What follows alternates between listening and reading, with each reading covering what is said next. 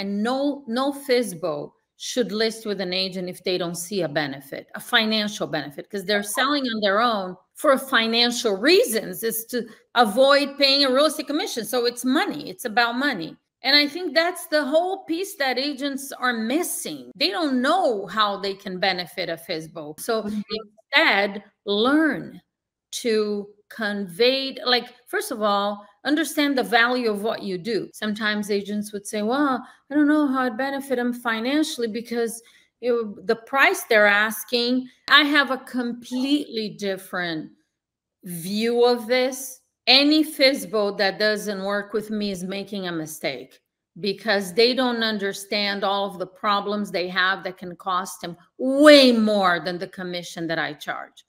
Hi, I'm Noelle with today's Brew, where top producing real estate agents share their tips and tricks on taking more listings, making more money, and having fun doing it.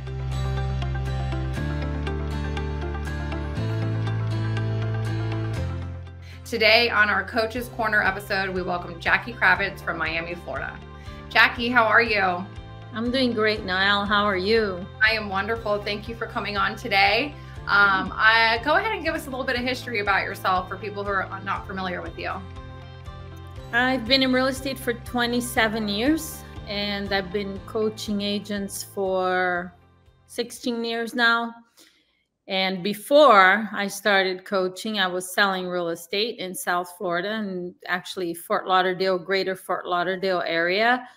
And my fourth year in real estate, I closed 100 transactions, and they were all FSBOs and expireds. And then I went on to about 125, 130 a year. Again, all FSBOs and expired. So I guess that's a little bit unusual for a single agent to do that. I absolutely love them. And it's very impressive. Very impressive.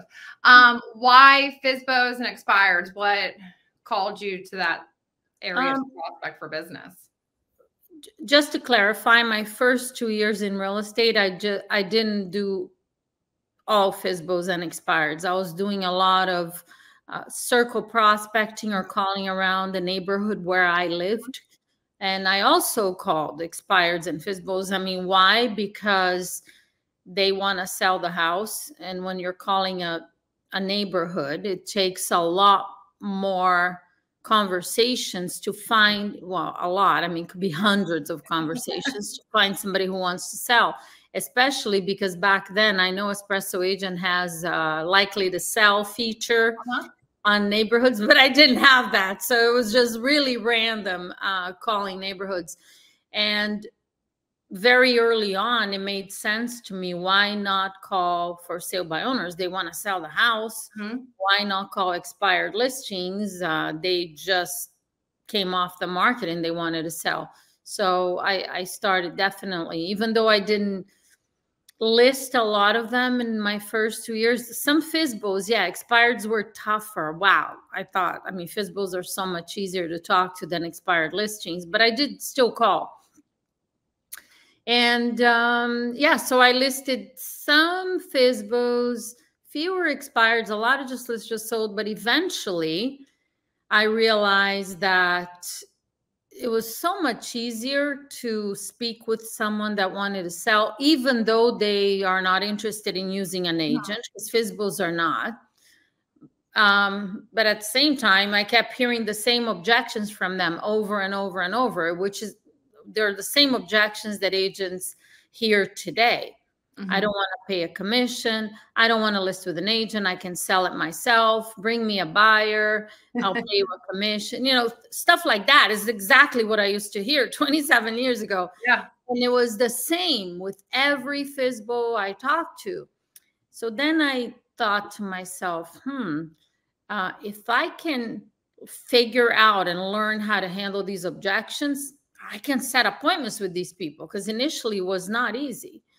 And so I put a lot of time and work into figuring out how to handle those objections. And then I ended up I think it was my fourth year. I didn't list 100 FSBOs yet. I actually closed 100 transactions, but some were expireds.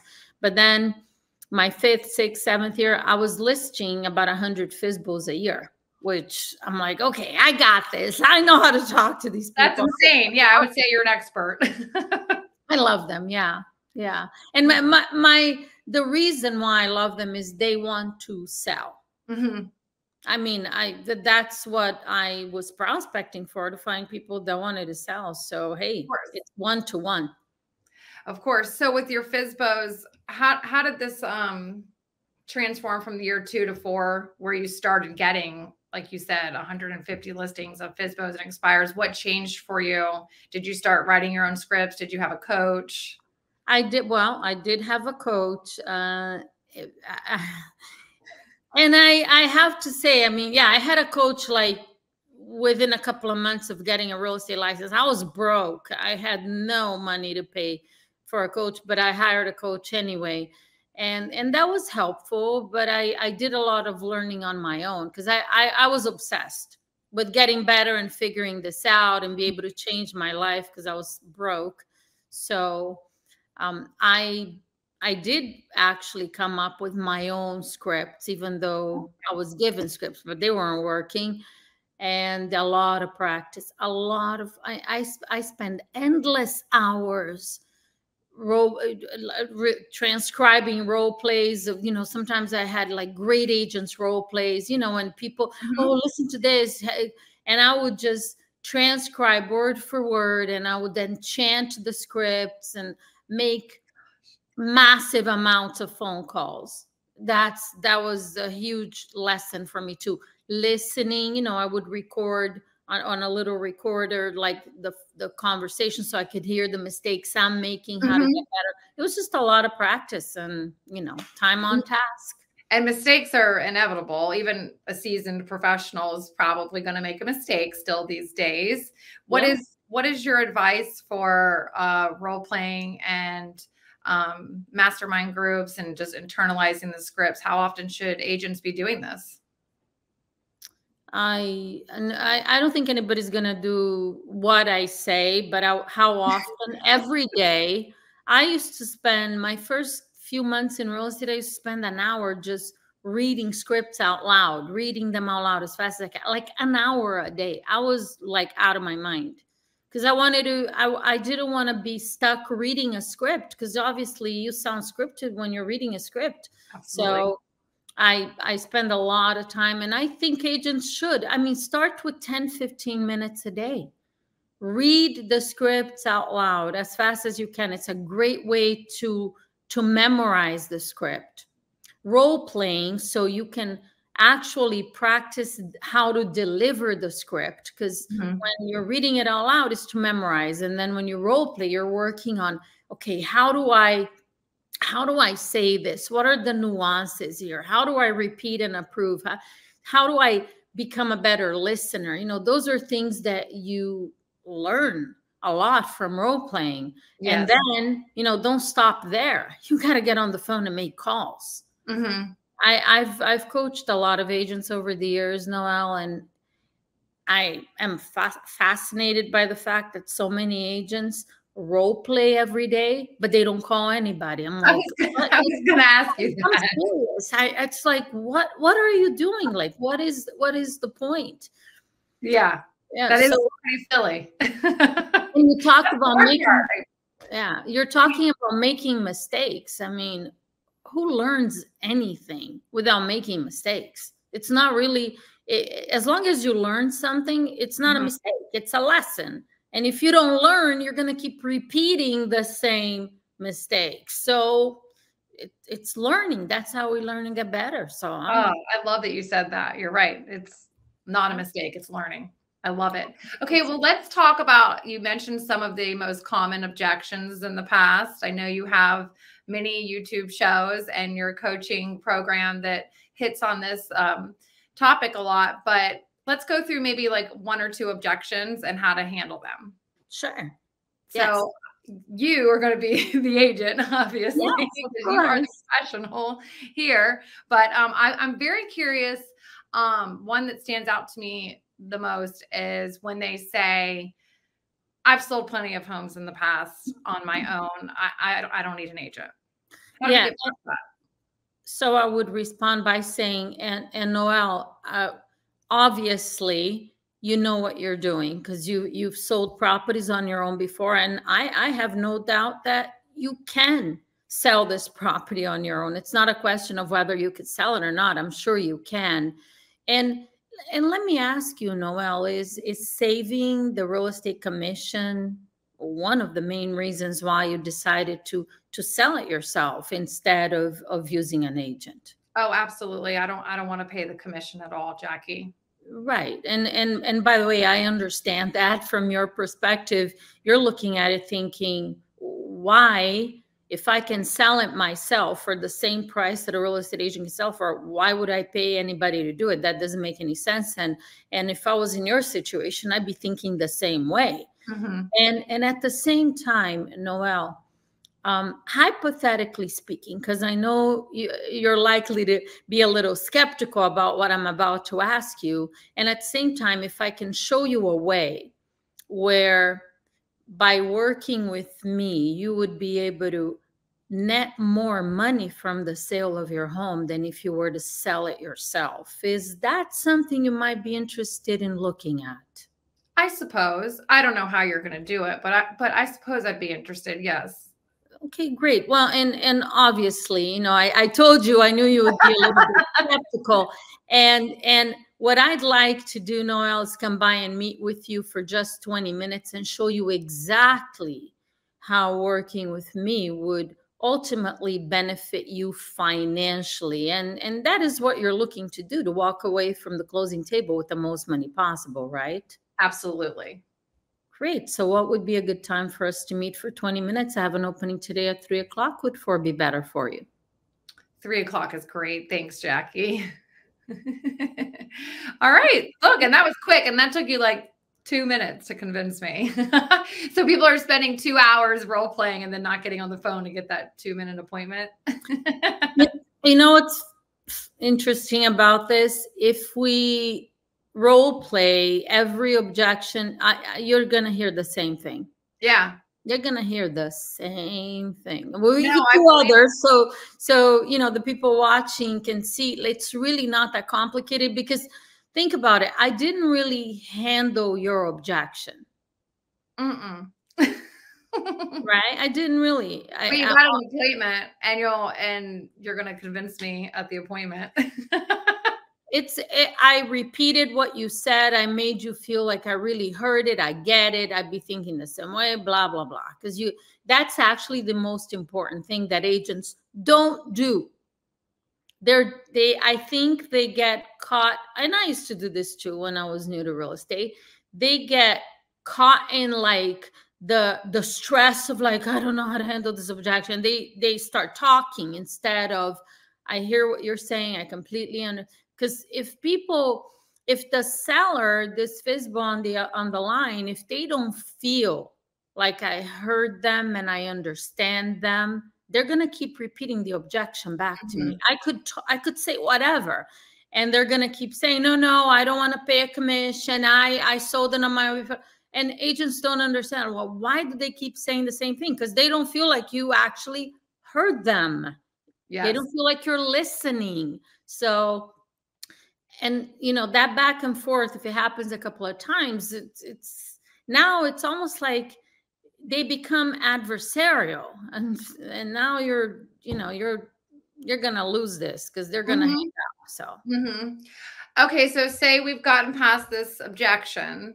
How do you secure a listing appointment versus previewing a property? How do you make sure that you're going on an appointment to list the property and you're not getting in there just saying, I'm gonna look at the property in case I have a buyer? How do you? So I have a very strong opinion about previewing properties, and my opinion is it's a waste of time.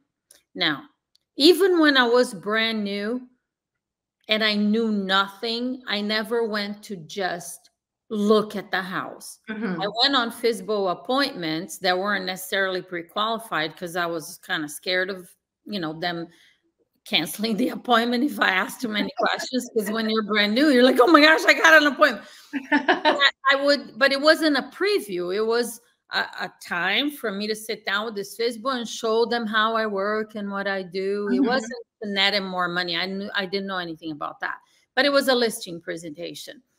And going to look at the house in case I have a buyer, because a lot of FSBOs say, oh, if you have a buyer, I'll pay a commission, you could come look at the house. To me, this is a complete waste of time. I prefer to stay on the phone and actually find an appointment of someone that I can at least talk to about how what I do can benefit them. So I would just, I mean, I tell my clients that there's no way. I mean, forget going on previews. If you want to preview property because you're new in real estate and you just want to get to know the inventory or theirs, that's a different story. Call a FSBO to go look at the house, and then what? I think a lot of agents do that out of fear of handling it the way that I did with you. If I can show you a way where working with me would benefit you financially, would you consider? I mean, that's now I'm going there to show them how I can benefit the seller. And no FSBO should list with an agent if they don't see a benefit, a financial benefit, because they're selling on their own for financial reasons. Is to avoid paying a real estate commission. So it's money. It's about money. So if I meet with this FSBO and they don't see a financial advantage in using me, they shouldn't. And I think that's the whole piece that agents are missing. You know, they don't know how they can benefit a FSBO, which what are they left with now? Then, you know, go preview property, go waste your time. So instead, learn to convey, like, first of all, understand the value of what you do, because I think a lot of agents don't know what is it that they do. You know, over the years in coaching, sometimes agents would say, well, I don't know how I'd benefit them financially because the price they're asking, I think they could actually sell on their own. Okay, great. Well, then, you know, go do something else. I mean, what? And I have a completely different view of this. Any FSBO that doesn't work with me is making a mistake, because they don't understand all of the problems they have that can cost them way more than the commission that I charge. Absolutely. So that's a completely different mindset. And I think that's what separates previews from appointments. How to handle property inspection, how to handle the request of repairs. Yeah, no, you're right. That's just a small piece of the financial difference of what you're going to net at the end. And there's surplus of other things. Yes. So is there a way that you would qualify them before going on to the appointment then, so that you're not misleading them and going on a preview, just hoping that your personality wins them over? Well, I mean, I want to show up as someone with, you know, a friendly personality, but that's not what I'm going there for. I'm an experienced, knowledgeable professional, and that's what they're looking for. Yes. So I'm not going there to, you know, build rapport with like, oh, I have a dog too. No, it's not about that. It's about the value that I bring to the transaction. And in terms of pre-qualifying, so you agree to meet with me, I would, on the same call, transition right into pre-qual. So, Noelle, I look forward to seeing you today at 4 o'clock, and so that I can be better prepared for our meeting. Tell me, when we sell this home, where will you be moving to? This is already going into a pre-qualifying script. I don't care where they're moving to until I'm pre-qualifying, by the way, which is a huge difference between my approach and all the other scripts out there. Where are you moving to? How soon do you want to be there? Blah, blah, blah. You're a complete stranger that they don't trust. They don't know. They're not interested in working with. And you're asking very personal questions. FSBOs, nobody wants to stay on the phone and answer those questions. And if they answer, they're gonna lie about the motivation. They'll never say to a stranger real estate agent that they think is just interested in a listing and would take advantage of me. They would say, because people in general don't trust real estate agents. So Are they gonna say, oh, where are you moving to? Oh, I already bought a house and I'm moving in 2 weeks and I'm desperate to sell. They'll never say that. They're gonna downplay and lie about the motivation. And now they're gonna say, no, it's a, you know, I'm not in a hurry. And, you know, if I sell it, great. If not, it doesn't matter. And now the agent believes that. So they're already disqualifying the seller. You know, the mindset of the agent already getting messed up here. It's like, okay. So motivation and the timeline and how much they're thinking of listing the home for. These are all pre-qualifying questions that happen after you set the appointment. Perfect. So you set the appointment, you pre-qualified, and then you show up and you have your listing presentation, which I know is a big topic. So how can viewers watch and learn more from you at a later? Yeah, I think when it comes to the listing presentation, for sale by owners are different than everybody else on a listing presentation, because like when we were role playing, I said, if I can show you a way where working with me would benefit you financially. So the presentation is about that. Okay. What are the financial benefits for them to list with me? That's what we don't discuss price until you go through that portion of the presentation.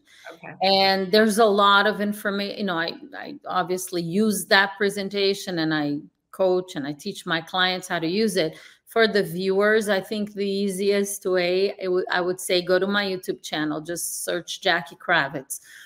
There's a playlist for listing presentations, and I've role played an entire for sale by owner listing presentation, and the entire video is there. So that would be the best way for them to get that information. Perfect. Thank you. And thank you so much for coming on. Everybody needs to go and watch your YouTube, because 125 sold homes in FSBOs and Expired specifically is pretty amazing. No. And by the way, as far as the script for the presentation to Noelle, if they go on salesxtraining.com, the website is there, they can download my script book for free, and it has every script. FSBO, expired, handling objections, closes, listing presentation, pre-qualifying, just everything they want is there. So, and Perfect. It's free. Perfect. Well, thank you so much for giving us a little bit of your wisdom today. Oh, it was so fun. My pleasure. Thanks for having me.